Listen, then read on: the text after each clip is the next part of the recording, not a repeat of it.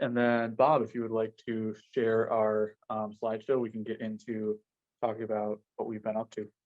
I'll do that.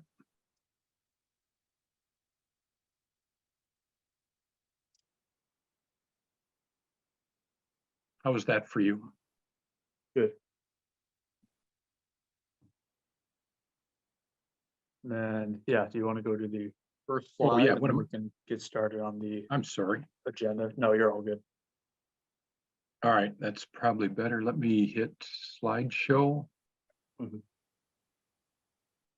Sounds good. So yeah, we are still once again at our Bridge to Divide monthly meeting, where we are coming together to build the local movement for Final Five voting here in Western Wisconsin. So yeah, thank you all for joining us. Bob, if you want to progress, I'll go through our agenda.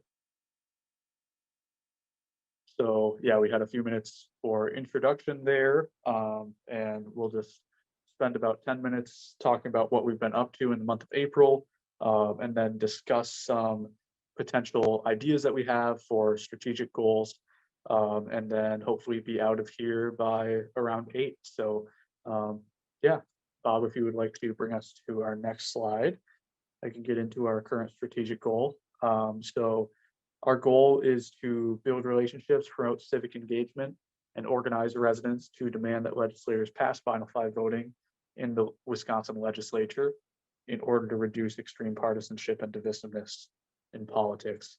And we will be discussing a little bit some of our ideas for revisions to this goal that we've had over the last month or so later on in this meeting. But the end goal remains the same, which is passing Final Five voting in the state of Wisconsin, which is, yeah, obviously the thing that we are trying to push forward in the state. So, yeah, Bob, if you want to take me to our geographic scope. So our project is focused on Assembly Districts 28, 29, 30, and 93 mainly. And those comprise the counties of Pierce, St. Croix, Dunn, Polk, Eau Claire, and Pepin. Just small corners of Eau Claire and Pepin, really. But we have found ourselves branching out even more. Had a house party in Eau Claire last week, city of Eau Claire, which is in a separate assembly district from these 4 listed. And yeah, we're trying to take our message pretty much as far as we can in this Western Wisconsin area. So yeah. And then Bob, I believe you're next, talking about what the house party team's been up to. Yep. This is the same slide that I've used. I did change the little cloud comment there. And I do it, you all know this, I do it because I urge people, if you take away one thing from Final Five voting, take away a benefit, pick a benefit that you like, and remember that. Don't get hung up on the mechanics, because you can always use websites and such to demonstrate the mechanics. I often would have said what other people's favorites are, but in the little comment there, I'm showing what my favorite is, or at least my latest favorite of Final Five benefit: making politicians accountable to more voters. And I highlighted that because when I first started tracking these benefits, early on, I did not have that one listed. I'd heard people say that, and I just didn't, maybe I didn't understand the mechanism by which it made politicians accountable to more voters. And a few months ago, it finally dawned on me that by emphasizing the November general election instead of the low turnout primary in those legislative districts that never flip parties, all of a sudden, even if there's no change to who gets elected, all of a sudden 65% turnout is determining who gets elected rather than 15% turnout. And that right there, even if nothing else changes, all of a sudden politicians realize they're accountable to 65% of the people rather than just some tiny sliver. That's one of the reasons why it's my favorite. Our house party team continues. The picture you see there is maybe 2 months ago, something like that, at Grace Caggio's house. Many of you know Grace is on our leadership team. She hosted Friends and Neighbors. So Grace teaches at UW River Falls. Some of the people you see in the picture are professors at River Falls. Our rate of parties has slowed down, but they have not stopped. We've got parties. I've got a party Sunday, and Danny had one just very recently. So they keep going. We do continue to look for families or homes and groups to get in front of. We're at 42 house parties right now, and I even if it is a slower progression, I think that number will continue to go up. I'm not worried about that. I'll leave it at that. If there are any questions about house parties, we can deal with that in the discussion section. Thank you, Bob. And then I'll hand it off to Ann to talk about what we've been up to with our community events. Okay. Well, another thing, as Bob said, we try to get in front of people. So we have been doing a few community events. We're looking for places where there are information booths and we can set up and get our message across to the people at the event. So the last one was about a week and a half ago at Earth Fest in River Falls. Wonderfully attended event. Grow was there with 3 different tables because of 3 different projects. And we spoke with probably about 100 people. We had 2 different things people can vote on for fun, but then we use that fun election to help them understand how Final 5 elections work. Strawberry, cherry, watermelon, lemon, orange, starburst always are attractive to kids. So when the kids come to the table, the parents come with them, and we let the kids vote on starburst, and then we have a chance to talk with the parents. So we're always looking for community events. And I'm very pleased that on this call we have people in all corners of our influence region. And if you can suggest to us community events where we might set up a table, please let us know. They're fun. They're fun to do. I've done several now. I really enjoy the time that I can spend getting to chat with people who, for the most part, know nothing about Final 5 and leave very encouraged about the possibility of this for improving our democracy. So that's Earth Fest. And then next, Danny. Thank you. Or Bob, who's got the slides, Bob. So with summer coming, we are looking to set up a booth at county fairs. Last year we did Pierce County Fair, which was 4 days. It required a fair number of people to help at the booth because talking to people for more than about 2 hours at a time is hard to do. But we did essentially the same thing. We had fun votes. We got those starbursts so the kids would come and we had a chance to chat with parents.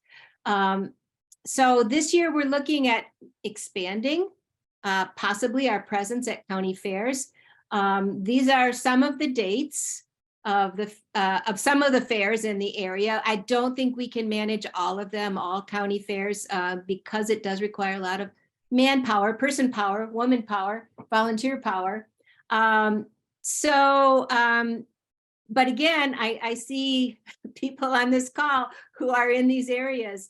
If you can help us organize and get a booth at the county fair, we have all the materials, we have everything we need. We just need volunteers to come and be at the booths during the time of the fair's opening hours. Let us know. This is a great way to meet and educate a very wide spectrum of our Western Wisconsin population. So they're great to do. So yeah, be in touch with Danny if you think you could help us organize around one of the county fair booths. And that's it for me, Danny. And thank you. And this is Bob. Just I would add, we'll do training for people to participate in these booths. I don't know that we had a wide enough span of volunteers last time that we needed to do a lot of training, but we have learned a lot since that Pierce County booth, and we would do some training. Yeah, absolutely. And there will be a question in our Google form at the end of the meeting today to ask if you would like to come to a county fair with us this summer. And yeah, if so, that would be a great way to get involved. Like Ann said, they're a lot of fun to be at the county fair for a couple hours and then be able to walk around one yourself. So yeah, thank you, Ann. And then this is the update for our letter writing team. So far, we've got 18 letters published in Western Wisconsin. Probably more than that, but that's 18 letters that we can verify that we know we've gotten published.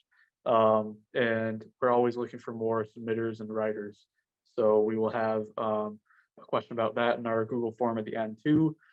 And yeah, these letters are just another way to get Final Five voting out there. I got one contact today, not long before this meeting, who found out about Final Five voting through these letters to the editor.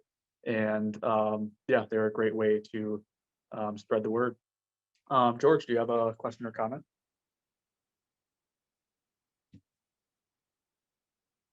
Oh, you're on mute, George.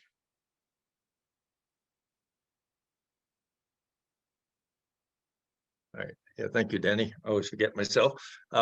So I myself had little trust in letters to the editor and haven't really done that in a while. But this on the 18th or 19th, Capital Times, Dave Zweifel put in a thing about Supreme Court justices. Maybe we should be appointing them, kind of thing. And right at the end, the next last sentence, he said, the best idea is to get money out of politics. I saw that, I jumped on it.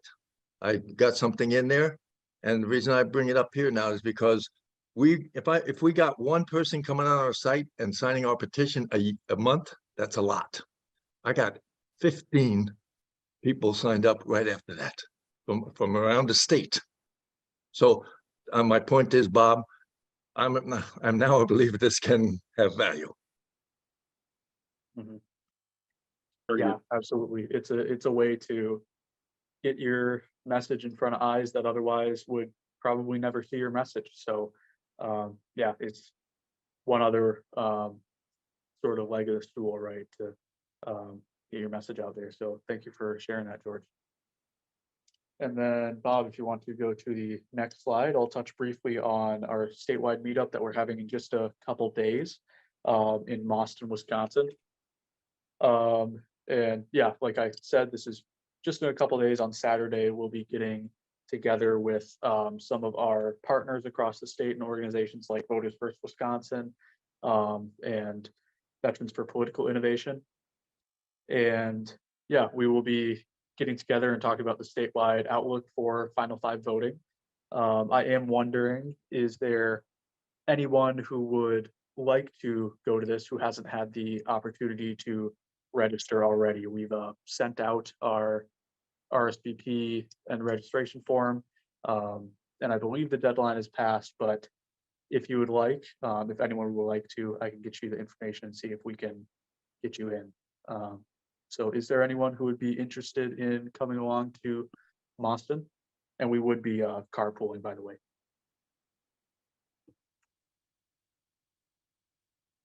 Yeah, and if not, that's all good, since, like I said, it's just in a couple days here. So yeah, and if anyone is interested, feel free to let me know after the meeting as well. And then we can go to, yeah, the next slide to talk about another Final Five voting event that is coming up in just a month here. On June 12th, Veterans for Political Innovation is coming together and bringing Senators Jesse James and Jeff Smith, who are both supporters of Final Five voting. And they will be meeting at the Uliney Lodge in Chippewa Falls on June 12th at 4:30 p.m. This will be similar to our house parties that we've often had, although I should say Veterans for Political Innovation is doing most of the legwork in putting this on, although we will be there. And I believe Bob will be helping to facilitate a Final Five voting election on a few different types of beers that they'll have available. But yeah, the major difference here is that the two major co-sponsors of the bill in the Senate will be there, and there may also be some other people in the Senate and Assembly who will possibly be there, who will be invited at the very least across our Western Wisconsin area. So that is another event that is coming up, and that will be in the follow-up forum at the end of this meeting in case anyone is interested in getting more info about that. So I will hand it off to Bob, and we will get into our discussion section of the meeting. Thanks, Danny. I want to kick off this discussion section with a little story. I had an excellent meeting with the Hudson Rotary. I was able to present to them. And one person, I believe it was Jamie Johnson, who is the president of the school board here, asked, have you considered having 4 final candidates like Alaska? So what, in answer to that, I shared with him our thinking when we selected our goal of passing Final 5. There were several things that indicated there was already momentum for this.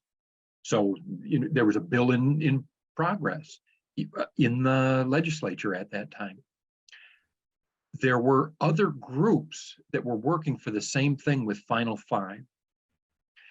Those 2 things right there indicating that there was existing momentum. And since then, we had evaluated, and Final 4 and Final 5 were functionally equivalent. They delivered the same benefits. It didn't make any sense to quibble over whether Final 4 could it be slightly better or than Final 5? It just didn't make sense to do that. And I shared with them, Rotary is about getting things done. These are action-oriented people. And I shared with them, some feelings about an aphorism, that is, takes many different forms. Don't let the perfect be the enemy of the good. So we think Final 5 is absolutely the right way to go. But if someone were to come to me trying to convince me that Final 4 was better, I would be telling them, don't let the perfect be the enemy of the good. We've got momentum, including things in the legislature. Don't worry about any small difference there. And I even bring it back to on the last day of the Constitutional Convention. Ben Franklin was too old to make speeches then, but he would write speeches, and he would have his fellow Pennsylvanian, James Wilson, read them. And there was a line in his speech on the last day of the convention that said, "Thus I consent, sir, to this Constitution, because I expect no better, and because I'm not sure that it's not the best." He had witnessed the fights between different regions of the country and the different power centers in the country. He had no reason to expect that anyone could do better. And they hadn't tried it yet. This was all an experiment. So when he says, "I'm not sure it's not the best," that's an odd way for it. It sounds odd to our ear right now, but he's just admitting there's no one walking the face of the earth that knew that it wasn't the best Constitution they could come up with. So I bring all this up because as we were continuing with our objective of implementing Final 5, getting it through the legislature, and there was a good chance, and good to me means maybe, somewhere near a 50-50 chance of getting it passed this session. We started to run into more opposition when Mary Peltola, a Democrat, won in Alaska. And this, I think, put it on the radar of many Republican voters and Republican partisans. And I understand, I can put myself in their shoes, and they don't know all the details. They just know that this election didn't turn out the way they had expected. And they wondered, if nothing else, was it because of this method? So we're seeing that Republicans are more aware of this. And for some Republican voters, they are against it. All it means is we're gonna have to keep working. This will be a longer term project. and as I finally get to my point for our discussion tonight, we keep the exact same long-term goal. We want to get Final Five enacted through the Wisconsin legislature. But we also want to set shorter term goals so that we can measure ourselves against them. We are also people of action. We want to make concrete action in short time periods. So within our leadership team, we have talked about, and we have, I'll say tentatively, a goal which is to introduce Final Five voting within community organizations. And we haven't set a target number yet, but we do want to introduce Final Five voting within various local community organizations. I'm going to unshare this so that I can see people. So I want to have a brief discussion on that.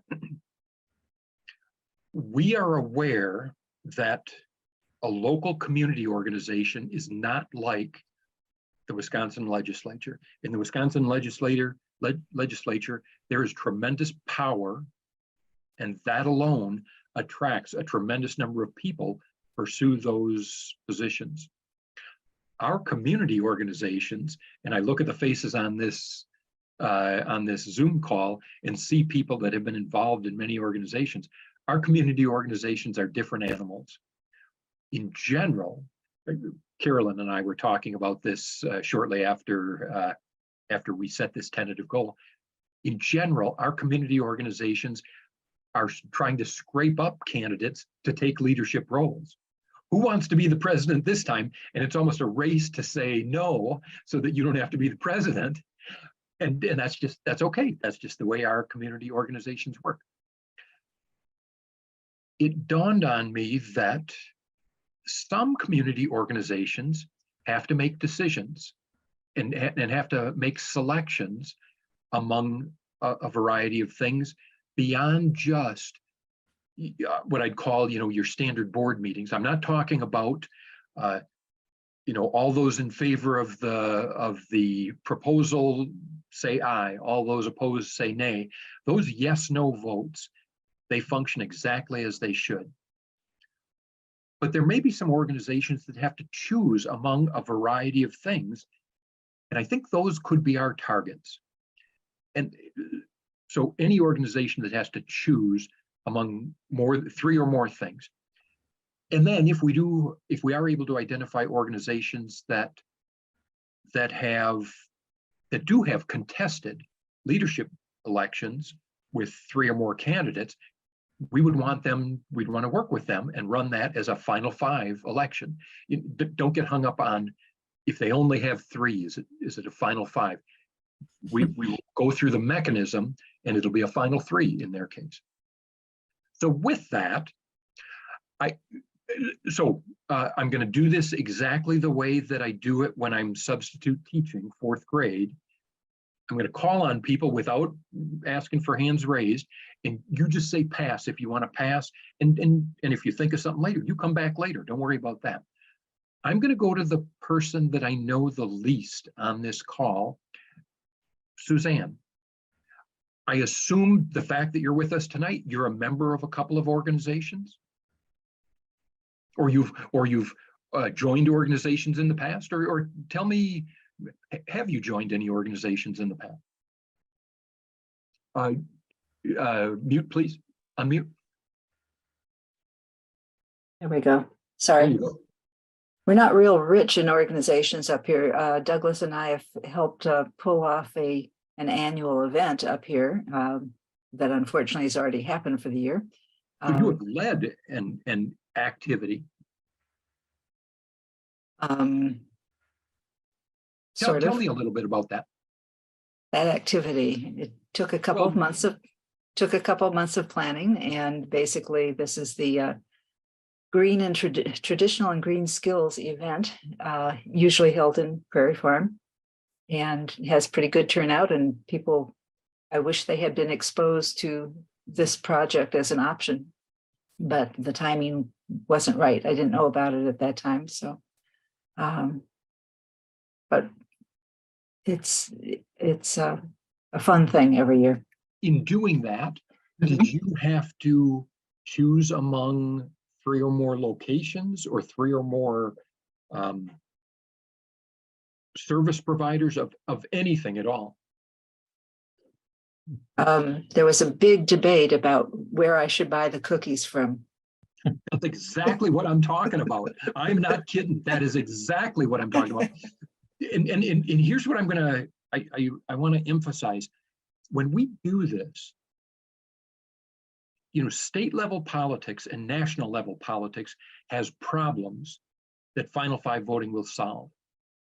Your traditional and green skills event doesn't have those same problems.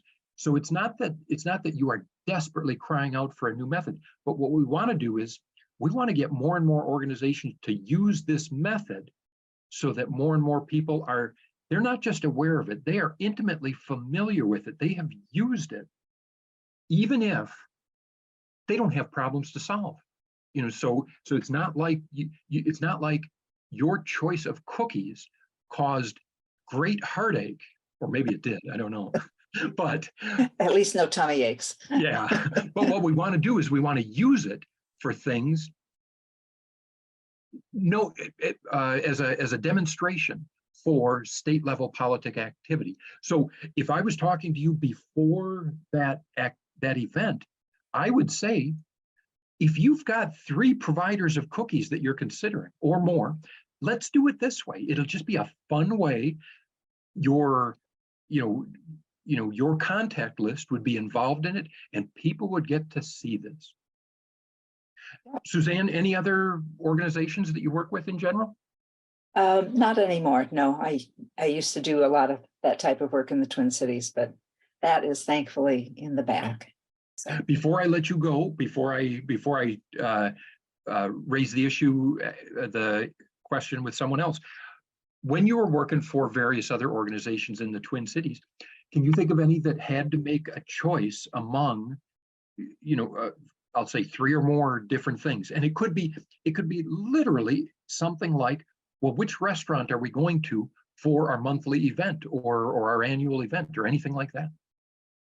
Well, I had fairly relevant groups of people at my house during welfare reform, because I was a welfare reform coordinator for Hennepin County. And we would discuss things like, well, should we require, given we're going to have to do something to meet the new standards on welfare, should we require this many months of employment or this dollar amount minimum of employment, or decisions like that. So this type of approach could have helped us narrow down our choices and get a decision. This is what we'll take to our legislative contacts. I agree. And I emphasize again, Suzanne, thank you. That is a perfect example. It's not that you didn't have a reasonable decision-making process. It's not like that your system was broken. It's that it would be an opportunity to use this so that people could see how state legislative activity, which is riddled with problems and crying out for a solution, people could become stronger advocates of this solution. Right. Perfect. Thank you. So when these people went back to their home organizations, they'd be able to say, this is how it works and this is what we came up with. That's exactly right. Thank you. I'm gonna do this. I'm gonna do 2 more random, and then I will ask if there's anyone, then I will ask for volunteers or hands raised. George, I met you, I've seen you on various meetings. I met you in person. We talked at the last statewide meeting for Final Five, but I don't really know you well. I don't know the activities you've done. Are you a member of organizations outside of United to Amend? Or have you been in the past? I'm very focused. And this is what I work on. And I'm the state leader, unfortunately, because we don't have a lot of volunteers that stay with us and take on big tasks. Yep. But Bob, you always impress me, and you got me thinking again. That's what I like, because I'm going to start thinking about every time am in a group with people, right? Instead of taking a vote, let's do it this way. Yeah. So thank you. I will do that, and that's this is the only group I will do a lot. But as I'm here, I also spend time trying to help fair maps and stuff. But I don't get involved in decision making any more than I do with you guys. I Yeah. just get on these things so I can see where can I help you. So only one organization, but I think I can find some opportunities to teach the people that I'm working with this. And thank you. So I do the same thing. So as I've probably spoken to 3 Rotary clubs and went to visit a few more. It is as odd as it sounds, as obvious as it is, I didn't realize that they were all about service projects. And so to me, I am so impressed with them as organizations. And I'm considering, could I join one of my Hudson Rotary clubs? There are 2 here. And I'm in the same boat as you. I don't want to, I'm a little reluctant to join that because I want to continue putting energy into this. So I understand exactly what you're saying.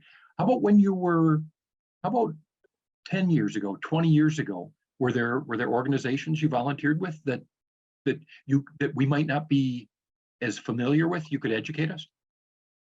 Nope.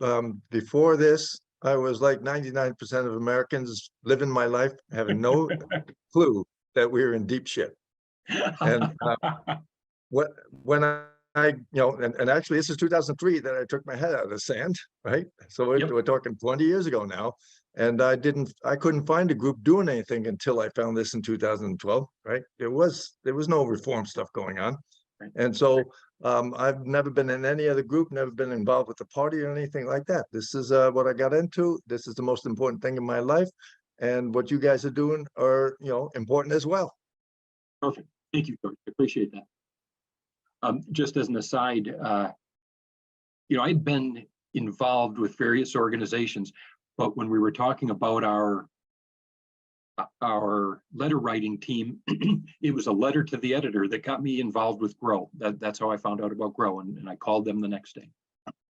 Right. Linda, you and I do know each other pretty well. We've worked on a couple of things, including some of the conversations that connect. You were the very first house party outside of the 2 that I threw in my own home.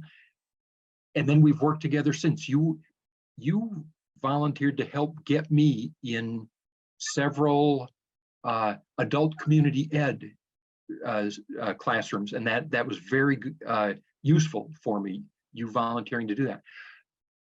Tell me about the groups you've worked with. Are there any that you can think of that have had to choose among various things along the lines of what Suzanne described? So I was trying to think, and first I was thinking of organizations, but then I was just trying to think where you're saying about like different choices. So then I started thinking of my book club, and it's not a lot of people, but kind of at the end, after we usually pick through the year. So we read around 10, maybe 11 books. We leave some off in the summer, and I thought, it's always comes around to where we're trying to figure out which ones do we want after we've got most of these. And I thought that might be an interesting way next time to say, so if we've got 4 left and we're not sure which ones to pick, let's vote on it with a final 5 voting or final 4 voting. So I thought that. Linda, I love that idea. There must be 1,000 book clubs within a 100-mile radius of me right now. When you think of how many book clubs there are, I love that idea.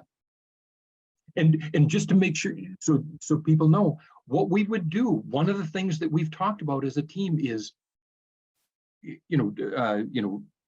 many of us on the leadership team, and training our volunteers to run an election.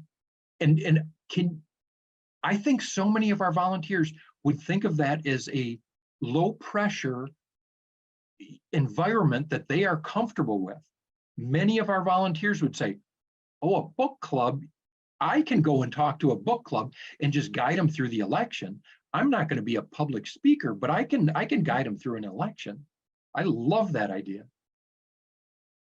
So Linda, and again, if you tell me, Bob, that's not what I had in mind, I'll accept that. But if there is, would you want to try it with your book club, and we would support you in any way, including showing up and doing it, on your behalf, or walking through it exactly how you would do it if you were going to do it, or any of those. Is that of any interest to you? I like the idea. I'm trying to think of the people, and I wonder. It's interesting. I kind of think it could work. I especially if you do. It sounded like I didn't quite catch it, but it sounded like you might do an annual selection. You might select a bunch for the year. That's how we do it. Yeah, some other people like they pick every month. So, but that would also, if everybody brought a bunch, you could do it that way. But yeah, we kind of say whoever wants to do it, bring a couple ideas, and then we kind of, I don't know, somehow we're able to say like, okay, most of those work, and then we just kind of end up with a few extra. But I kind of feel like maybe I could suggest, just tell them. I mean, quite a few of them probably know that I already am involved kind of in it. I'm trying to think if anybody actually has been. Well, I invited some people to my house party, so they would be ones who, I don't know, as far as I know, they haven't had any other practice with it. So yeah, I think actually that might be a really cool idea. If we could possibly find 5 hours on your schedule Saturday, say driving to Mauston and back, you and I could talk more about that. Yeah, I think so, because I guess the thing too, I was just thinking, we always do it in August, and so it's a specific day because. Oh, I love it. So I mean, we'd be getting together anyways. It would just be if I tell people, how about this is how we vote, and we could have somebody come and show it to us. Yeah, it would be great. I love that. Thank you so much. That's a great idea. Before I open it up, I'm going to open it up to see if anybody else has things they want to chime in with. Anything else from you, Linda, that you were thinking of? I'm not sure, but I did think of one other group, a church group, and just I hadn't even joined yet, but they were trying to figure out, they designate where money goes. And so they had, so it wasn't a choice of where it went, but it was a choice of how much money. And we had like I think we had actually 3 ideas. Some people wanted to pay more, some people wanted to pay the same amount they paid last year, and some people wanted to pay less. So you'd have like a 3 idea thing there, but it's also a very small group. So I don't know, that one might be a little trickier. Again, so it's not like a group like that. They're not screaming for some new method to do this. It is just a method to demonstrate it, because so many of us agree that there is an organization with 99 assembly people and 33 senators that is screaming for an improvement. This would be a demonstration, and so people would get to see it with that. Thank you, Linda. I appreciate that. Sure. I'm going to open it up. Anybody have ideas that have been spurred by this or anything else?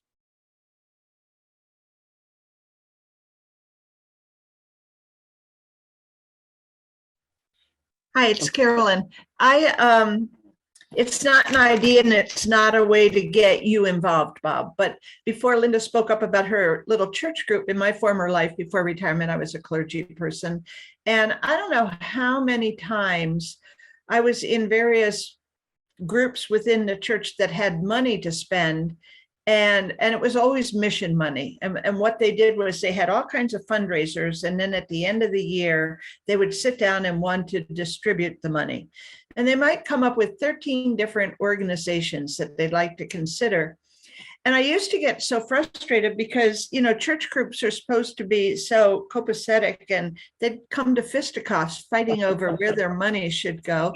And then, or it would go down the other slippery slope of, well, we've always given to these 3 organizations. We probably ought to, because what would they do without our money, you know? And I was thinking, again, before Linda spoke up about churches, wouldn't it have been wonderful had I known about Final Five voting and could have implemented that every year in a way of making that kind of decision, because it came up every year. There was always a sizable amount of money. They always wanted to give it away, but it was a really hard thing for them to think out of the box that they had created over the years, that either we always do it this way, or we might add one new one on, but then you still have the other ones you have to consider. And I just, for me, that's not how mission work works, you know?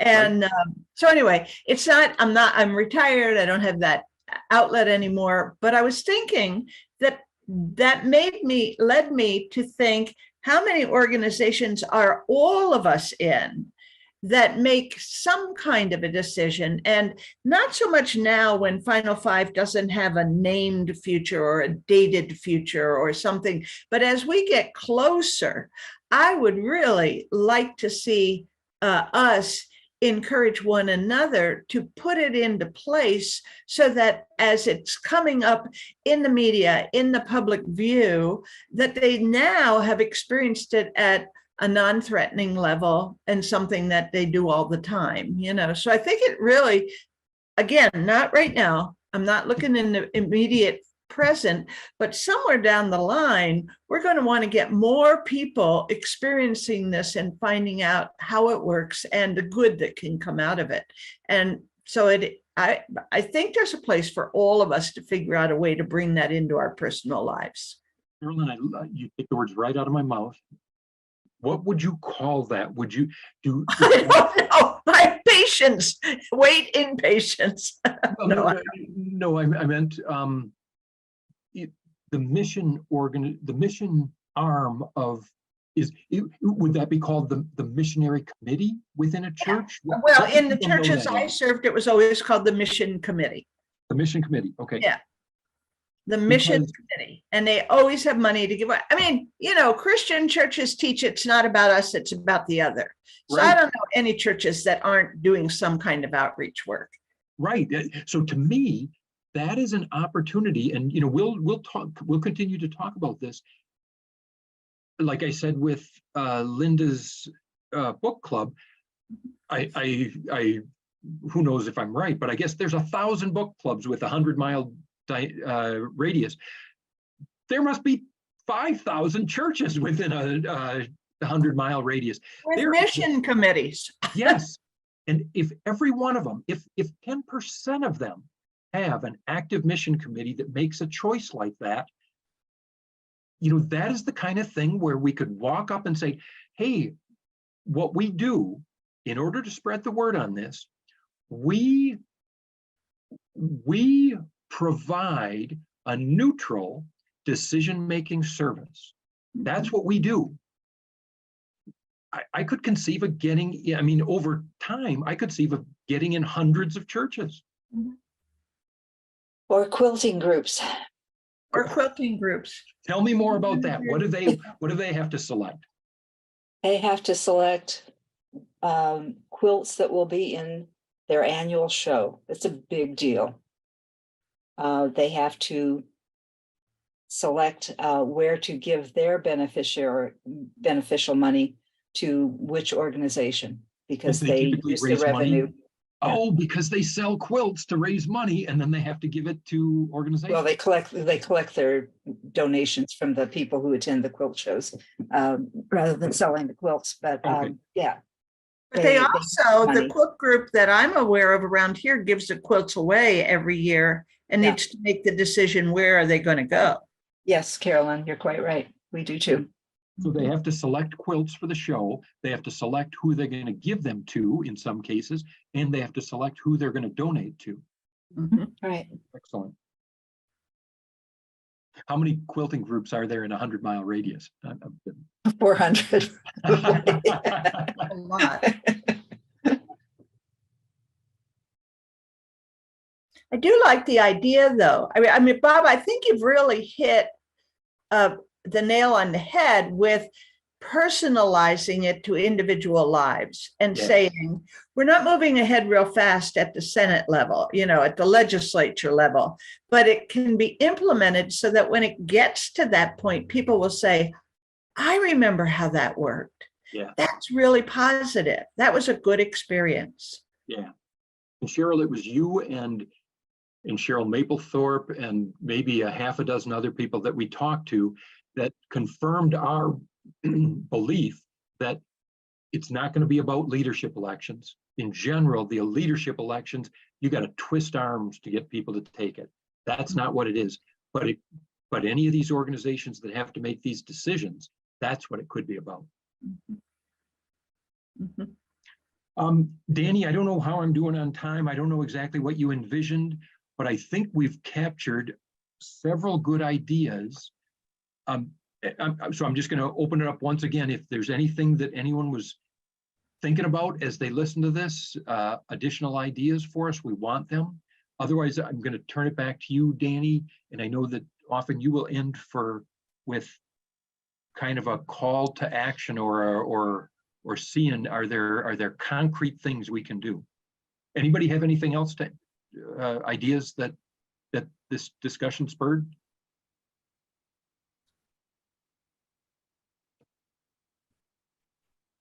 I appreciate it. It was very useful. I would not. Bob, I just was thinking, it has nothing to do with what does. It has to do with it. One of the things I remember a friend saying is they had a big discussion, but I think they used that word instead of argument in their family about where Christmas was going to be held because the family had gotten bigger and bigger and they didn't know how to find a location. Again, this is just personalizing it, but if you use the system, if you use the final five concept, everybody wins. I mean, they can see it unfold before their very eyes. So, there's just lots of ways that it can be used and then help people grab onto the concept for future reference. Carolyn, this is not exactly the same, but when I was preparing for tonight's meeting and I was thinking, how do I want to prompt this discussion? I was just thinking, choosing a restaurant for a group of 10 people can be a difficult thing. If people have such strong feelings about what the food that they're in the mood for. And so, yes, that you've hit on it. We need to get it to a point where in structured ways, we can be part of educating people. And then if someone catches it to the point where they can use it just in their casual lives, then we know we've got an ally, a potential leader in that. Yeah. Thank you. Danny, I'm going to turn it back to you unless there's anything else you want me to do. No, yeah, thank you. And thank you everyone for discussing and sharing your organizations that you've been a part of and different clubs and groups. I think that was a really fruitful discussion and we have a lot of good ideas coming out of that. So thank you everyone for sharing. And then, yeah, I will just close us out by dropping our follow-up form into the chat. So this has a few, let's see. Yeah, there we go. This has a few different questions on there just about if you would like to participate in a county fair coming up, help out our letter writing team, come to the June 12th event that VPI is putting on at Chippewa Falls that I talked about earlier. So it has a few options there in case you're interested in looking at it.